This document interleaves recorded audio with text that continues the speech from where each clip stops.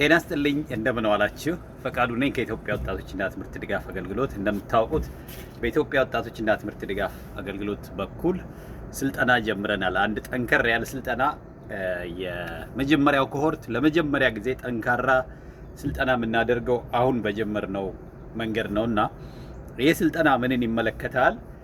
እንደምታውቁት ብዙዎቻችን የተለያየ እግዚአብሔር የሰጠን ጸጋ አለ። ይህን ጸጋችንን አውጥተን እንድንጠቀም ከስልጠና ያለፈ መተግበር አለብን።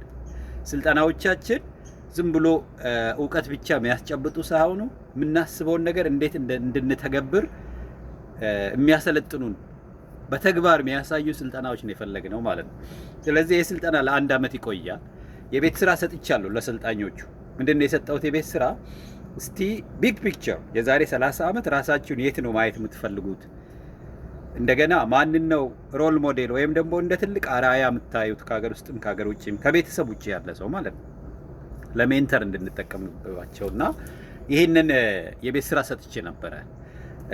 ግን ምናልባት ሌሎቻችሁም ልትማሩበት ስለምትችሉ እንደዚሁም ደግሞ ሌሎች የኛ አሰልጣኞችም የበለጠ እንዲገባቸው ቢግ ፒክቸር ስንል ዝም ብሎ ለምሳሌ በገንዘብ እዚህ ጋር መድረስ ፈልጋለሁ፣ 70 ሚሊዮን እንዲኖረኝ ፈልጋለሁ፣ 10 ቢሊዮን ዶላር ፈልጋለሁ የሚለው ሳይሆን ሪያሊስቲክ የሆነ ባለንበት ሙያ ላይ ከምኞት ወደ ተግባር ሊቀየር የሚችልና የዛሬ 30 ዓመት ብዬ ስል በየአመቱ ምሰራውን ግን በሐሳቤ ውስጥ ይዤ ሴክተሩንም አውቄ ለምሳሌ በዚህ ሴክተር ይሄን ያህል ሀብት ይኖረኛል፣ በዚህ ሴክተር ይሄንን ሰራለሁ፣ በጤንነቴ እዚህ ደርሳለሁ፣ ቤተሰቤ እዚህ ይደርሳል፣ ማህበራዊ ህይወቴ እንደዚህ ይመስላል፣ በሙያዬ ይሄንን ለሀገር ኮንትሪቢዩት አደርጋለሁ የሚል ሁሉን አቀፍ የሆነ እስከ መንፈሳዊና የስነ ልቦና ሰላማችን ጭምር ነው የምናቅደው ማለት ነው። ስለዚህ ለምሳሌ እኔ እንደምታውቁት የስ ኢትዮጵያ ይሄ የለበስኩት ቲሸርት የህይወት ግቤ አንዱ በህይወቴ ማድረግ የምፈልገውን በማህበራዊ ህይወት፣ በሙያ፣ በኢኮኖሚ፣ በጤንነት፣ በሳይኮሎጂ አጠቃላይ በመንፈሳዊ ህይወቴንም ጭምር ቅን ሆኜ ልኖርበት እንፈልገው ነው። ትልቅ ግን መሰረት የሚያደርገው ሙያንና ኢኮኖሚን መሰረት ያደርጋል። ማህበረሰብን ማገልገልን እነኚህን ሶስቱን መሰረት ያደርጋል። የግል እቅዴ ደግሞ አለ።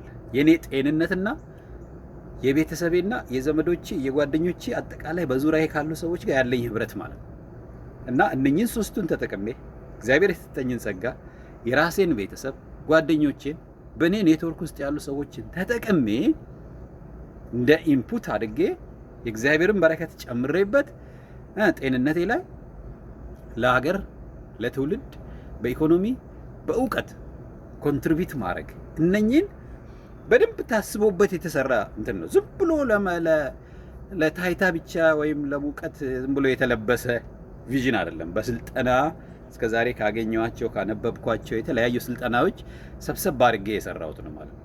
የኢትዮጵያ ለአፍሪካ ይሆናል፣ ለዓለም ይሆናል እና ይሄን ይዘናል።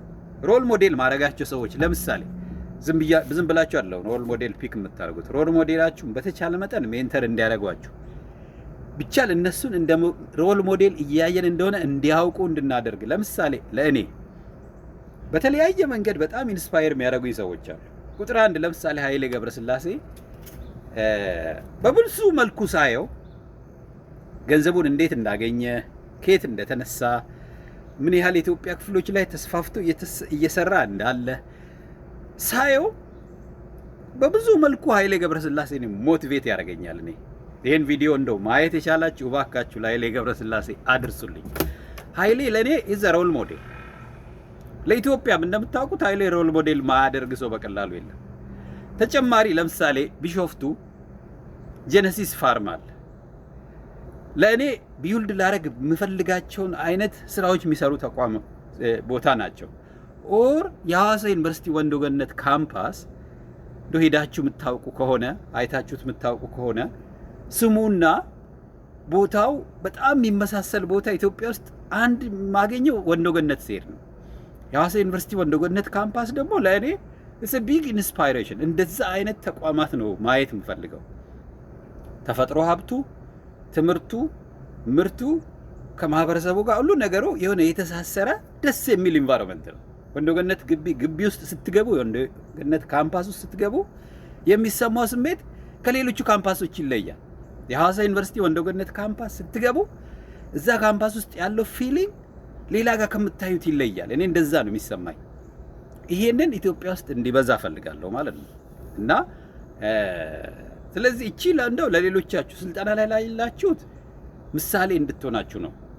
ሰዎችን፣ ተቋማትን እንደገና ደግሞ በዙሪያችሁ ላሉ ሰዎች እንደዚህ በግልጽ መንገርም ደግሞ ጥሩ ነው ማለት ነው። አንዳንዴ የሆነ አለ አይደል ሚስጥር የምናደርገው ነገር አለ።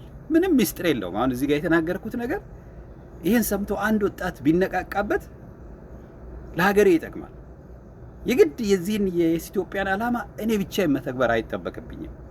በጣም የተሻለ ሀገር ቢኖር ሰው እኮ ሃይስኩል ጨርሶ እኮ ሰላም ሀገር ውስጥ በጥሩ ሀብት ኖሮ ተረጋግቶ ይኖራል እኮ ሌላ ዓለም ላይ። እኛ ግን ፒኤችዲ ጨርሰን ፕሮፌሰርም ተብላን ስቲል አልበቃንም እኮ።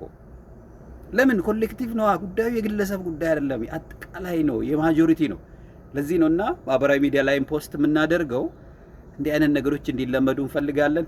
1 ዓመት ይቆያል ይሄ ስልጠና። ስልጠና ላይ ያላችሁ እባካችሁ የቤት ስራችሁን ስሩና ሰሚት አድርጉ። የበለጠ ደግሞ አፕዴቶችን እንደዚሁ ለትውልድ ሼር እናደርጋለን። በጣም አመሰግናለሁ። እግዚአብሔር ይስጥልኝ።